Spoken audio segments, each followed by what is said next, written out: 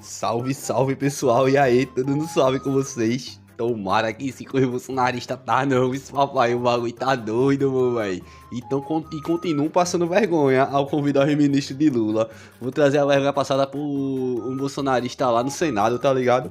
Mas, por favor, antes se inscreve no canal, deixa like e comenta também pra fortalecer nosso engajamento. Pode comentar qualquer coisa. Vou trazer aqui safe levando as respostas devidas de Lewandowski e com Tarata ainda tirou mó braba, viu, velho? É fogo no gado, papai. Obrigado, senhor presidente. Senhor ministro, eu quero registrar aqui e agradecer ao senhor pela presença, que isso realmente demonstra que o senhor respeita o parlamento, respeita os políticos, o convite, e o senhor não veio desacompanhado, veio com toda a equipe da segurança pública, que hoje cuida da segurança pública a nível federal, né? Aliás, em todos os níveis no nosso país. Então, quero agradecer ao senhor pelo aceite do convite. Eu queria, o senhor é um estudioso, o senhor foi nosso ministro há poucos meses, foi nosso ministro do Supremo, então a história do senhor precede suas ideias, a sua importância e relevância na nossa República. Eu quero mencionar, se o senhor me permitir, uma frase atribuída a Thomas Jefferson, que diz o seguinte: o preço da liberdade é eterna vigilância.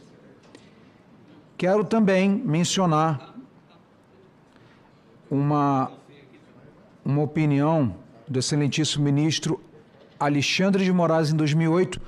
O ministro Alexandre de Moraes, muito feliz nessa frase, disse o seguinte: quem não quiser ser criticado, quem não quer ser satirizado, fique em casa. Não seja candidato. Não se ofereça ao público, não se ofereça a exercer cargos. Essa é uma regra que existe desde que o mundo é mundo. Querer evitar isso por uma ilegítima intervenção estatal na liberdade de expressão é absolutamente constitucional. Por último, quero ler para o senhor algo que o senhor deve ter de cor e salteado, como ex-ministro do Supremo Tribunal Federal. Aliás, uma vez ministro, sempre ministro, né, como o senhor já bem disse. Artigo 53 da Constituição Federal. Os deputados e senadores são invioláveis, civil e penalmente, por quaisquer, ministro, de suas opiniões, palavras e votos.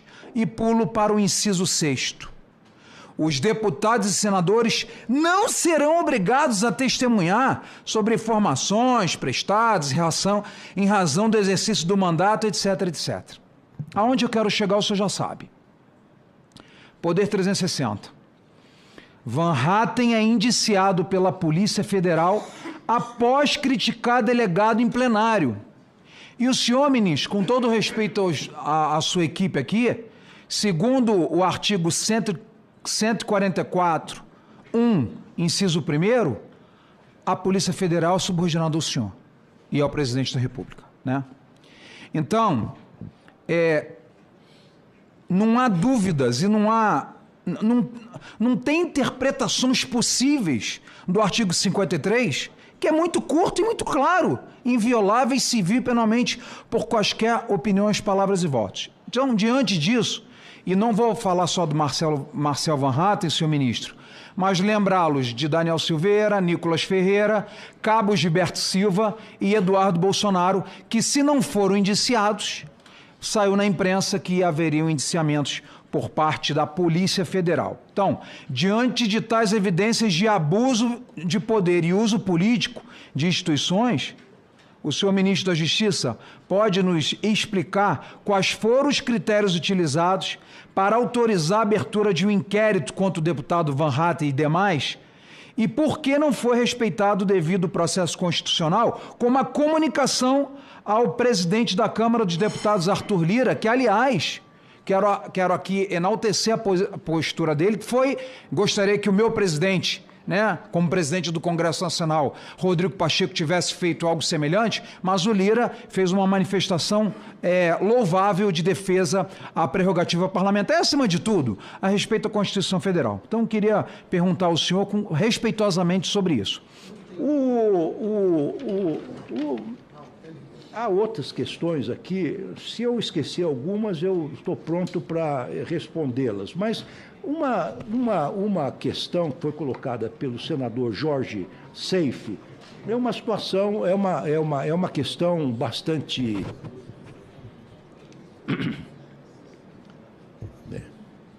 uma acusação bastante grave, mas que eu já repeli, que a Polícia Federal está atuando de forma direcionada, sobretudo contra determinadas pessoas que são alvos de inquérito. Mas eu queria dizer para os senhores que eu respeito da forma mais absoluta e fui sempre um defensor da liberdade de expressão, mas em todos os sentidos, restrita, digamos assim, dos parlamentares, com fundamento no artigo 53 da Constituição. Porque senão não haveria democracia, se o parlamentar não pudesse fazer as críticas, não é, republicanas a partir da tribuna. Mas quero dizer às senhoras e aos senhores também que o Supremo Tribunal Federal tem uma jurisprudência pacífica, assentada, consolidada, que a imunidade parlamentar material e processual não atinge os crimes contra a honra, injúria, calúnia e difamação. Se da tribuna um deputado cometer um crime contra a honra, seja com relação a um colega, seja com relação a qualquer cidadão brasileiro, ele não tem imunidade com relação a isso. Até porque a situação, a vida do parlamento, que vem do latim parlare, conversar democraticamente, seria inviabilizado se houvesse xingamentos, ataques à honra dos companheiros, dos colegas parlamentares. Então, até em proteção do próprio cotidiano dos parlamentares, o Supremo assentou esta jurisprudência. Portanto, os inquéritos abertos pela Polícia Federal certamente levaram em consideração esta não imunidade no que diz respeito aos crimes contra a honra. Segunda questão, também tratando aí de segurança pública, senhor ministro, tem uma matéria, inclusive saiu no G1 e também na Revista Oeste, que o governo Lula, logicamente o Ministério da Justiça, vai afrouxar abordagens policiais e rediscutir emprego de arma de fogo, gerenciamento de crise, busca pessoal e domiciliar, uso de algemas, lesão e morte decorrente de uso de força e criação de um comitê de monitoramento de uso da força. Lembrando, ministro Lewandowski, que como existem hoje políticas de desencarceramento, conversa de governistas falando em uma humanização de crimes, né? Como se hoje as pessoas não estivessem morrendo por causa do celular, inclusive uma fala muito infeliz do senhor presidente da República, dizendo que vai comprar uma cervejinha, deixa o cara, não posso aceitar pessoas morrendo porque roubaram um pequeno celular. Ou seja, uma postura inaceitável, né? Então, diante dessa evidente preocupação, inclusive das forças policiais que nos trouxeram isso e demonstraram muita preocupação sobre a segurança jurídica sobre essas abordagens, né? Então, preocupação com a possível fragilização das forças de segurança em um cenário já tão marcado pelo aumento de criminalidade, fragilidade, o senhor pode explicar como essa flexibilização proposta no decreto pode garantir a proteção da sociedade e, acima de tudo, dos policiais? Essa é a minha segunda pergunta para o senhor. Quero dizer o seguinte, não há, de forma nenhuma programação no sentido do desencarceramento, de forma nenhuma. Nós estamos fazendo um levantamento num universo de mais de 650 mil presos para saber aqueles que estão ocupando lugares de outros presos perigosos indevidamente. Se tem direito à progressão de regime, se já cumpriram a pena, etc. Também não temos leniência com nenhum tipo de crimes. Aliás, respondendo ao senhor Fabiano Contarato, nós estamos dispostos, sim, a estudar a ampliação da permanência dos infratores menores de idade que cometeram atos infracionais graves por mais tempo nas instituições de recuperação. Portanto, estamos, sim, estudando isso com amplo debate público e com consultas às forças de segurança de todo o país, novas regras de enfrentamento ao crime. Aquilo que os americanos chamam nas Forças Armadas de Rules of Engagement, ou seja, o uso progressivo da força. A força letal só será utilizada em último caso. Isso acontece em todos os países civilizados. E, aliás, esse procedimento foi muito bem iniciado por um coronel da Polícia Militar de São Paulo, chama-se método Giraldi. Giraldi. Aliás, eu tive hoje de manhã estudando, é um método que exatamente estabelece o uso progressivo da força. Aqui o doutor Sarrufo sabe disso, é um método que está sendo aplicado em vários estados pelas polícias militares locais. Justamente dizendo isso. Só se emprega a força letal em último caso. Isso na proteção do próprio agente de segurança. Acho, presidente, que cumpri minha missão, falei até um pouco demais, peço escusas, mas estou sempre à disposição de Vossa Excelência, dos eminentes pares, para voltar sempre que for necessário. Senhor presidente, inicialmente eu quero agradecer o comparecimento do ministro e de todos aqui para ganhar tempo, até mesmo para liberar o ministro, mas eu tenho que fazer algumas reflexões aqui. Primeiro que quando se atribui ao presidente da República história de celular, eu tenho que manchete.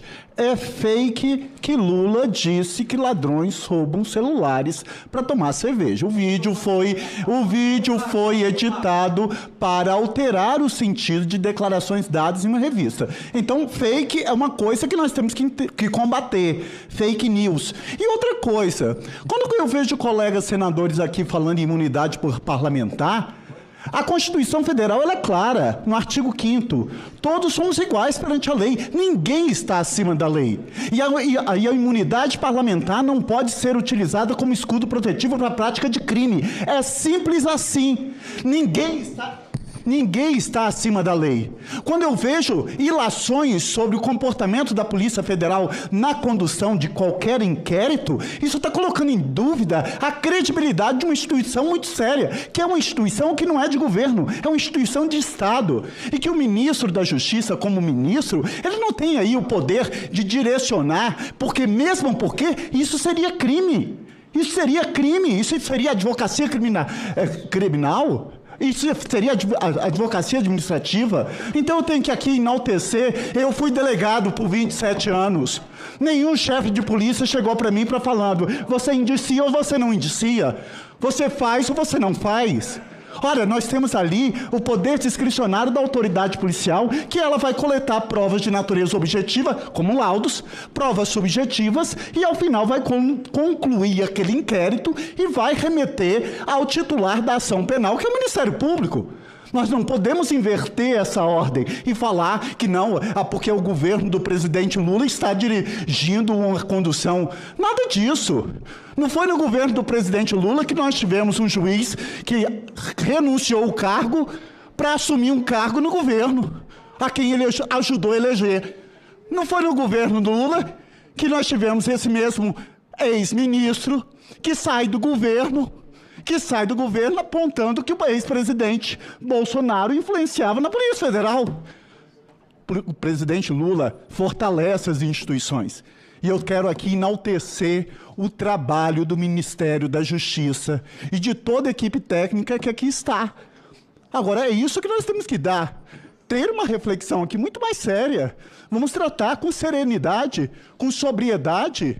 Eu volto a falar, imunidade parlamentar não é escudo protetivo para a prática de crime. Ninguém está acima de lei. Se eu praticar um crime aqui, eu tenho que ser responsabilizado, porque o próprio Supremo Tribunal Federal já se debruçou sobre esse tema, alegando e afirmando que essa imunidade ela não é absoluta, ela é relativa. Praticou crime, seja responsabilizado penal, civil, administrativamente. Vixe, além de tudo, o Contará ainda foi o cirúrgico, velho. E encerrando já o vídeo por aqui. Se não deu like ainda, aperta por favor, se inscreve no canal e comenta. Se já comentou, pode deixar até mais de um, pode comentar novamente. Na dúvida, aquele bom e velho sem anistia pra golpista, que golpista bom é golpista preso, papai, e sem saidinha, viu, meu velho? Inscreva-se, curta e compartilhe. E se possível, manda um Pix. Estou precisando muito e só o Bolsonaro que não precisa recebeu. Até a próxima!